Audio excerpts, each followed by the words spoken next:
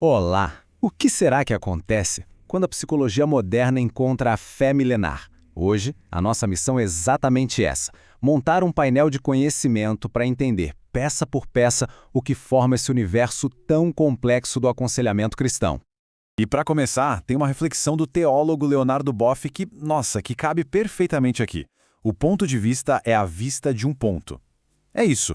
O nosso ponto de partida é entender que existem muitas vistas diferentes sobre esse mesmo assunto.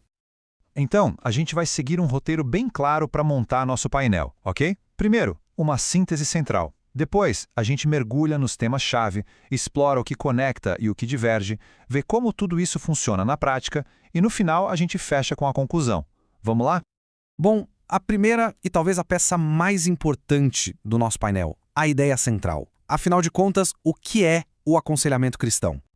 Olha, na sua essência, a gente pode dizer que é uma busca por integrar fé e terapia. Mas, e isso é crucial, não é uma coisa só, um bloco único. É um campo bem amplo, com um verdadeiro espectro de modelos e pensamentos diferentes. Certo.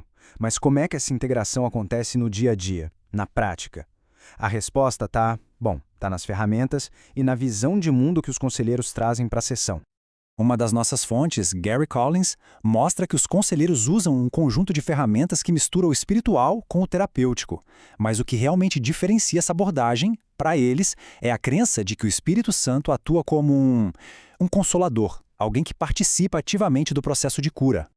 E essa dualidade vai ainda mais fundo, sabe? Quando se olha para a origem dos problemas. As fontes que a gente analisou mostram que as causas são vistas de duas formas: tanto psicológicas, como estresse e traumas, quanto espirituais, que aí envolvem conceitos como pecado ou um distanciamento de Deus. E a ideia é que, para resolver de verdade, os dois lados precisam ser olhados.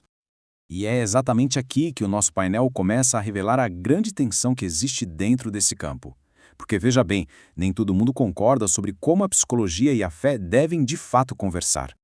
Essa tensão toda pode ser resumida em duas grandes abordagens. De um lado, o chamado aconselhamento bíblico, que defende que as escrituras já são suficientes para lidar com tudo. Do outro, o integracionismo, que enxerga a psicologia como uma ferramenta totalmente válida que pode e deve ser integrada à fé. E no fim das contas, tudo gira em torno desta pergunta. A psicologia é uma ameaça para a fé? Para quem defende o aconselhamento bíblico, a resposta pode ser sim. Eles podem ver a psicologia como uma autoridade humana que compete com a divina. Já para os integracionistas, a resposta é um claro não. A visão integracionista, que o Collins detalha bem, propõe que a psicologia não é uma ameaça, de jeito nenhum. É, na verdade, mais um caminho para o entendimento.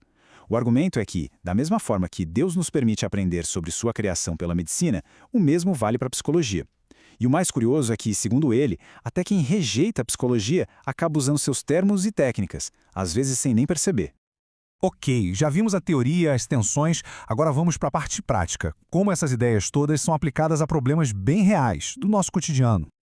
Se a gente pegar a depressão, por exemplo, a abordagem é bem completa. Ela reconhece a realidade clínica, os fatores físicos, mas o foco também vai para combater o desespero espiritual que, como diz essa citação, acaba distorcendo a nossa visão das coisas. Com a raiva, as fontes fazem uma distinção interessante. Existe a raiva justa, contra uma injustiça, e a raiva que faz mal, que é egoísta. A raiva pode até ser uma parte normal do luto, mas se ela se estende demais, vira um ressentimento destrutivo. O objetivo aqui não é eliminar a raiva, mas sim controlá-la, através da confissão e do perdão. O Collins também descreve um modelo de intervenção em crise com 5 passos bem práticos. É uma estrutura que mistura empatia com planejamento. Vai desde o primeiro contato, para criar um vínculo, até a criação de um plano de ação bem concreto, feito em conjunto. E as áreas de atuação são bem amplas, né? Cobrem basicamente a mesma gama de desafios que a gente vê na terapia secular, mas cada um desses pontos é visto por uma lente diferente. Uma lente que sempre integra a dimensão espiritual. Chegamos à peça final do nosso painel de conhecimento. Aquele ponto que amarra tudo e resume a grande ideia. Então, a conclusão é bem clara. O aconselhamento cristão não é uma coisa só, não é monolítico. Pelo contrário, é um campo dinâmico, muito diverso e que é definido por esse debate intenso e fundamental sobre como a psicologia e a teologia se relacionam. E toda essa nossa análise de hoje, todo esse painel, foi construído a partir dessas fontes-chave aqui. Elas representam diferentes perspectivas e nos ajudaram a ter essa visão mais completa do campo. E isso tudo nos deixa com uma última reflexão, uma pergunta para o futuro. Num mundo cada vez mais complexo, qual é, afinal, o papel da fé na nossa busca por saúde mental? Fica aí o pensamento.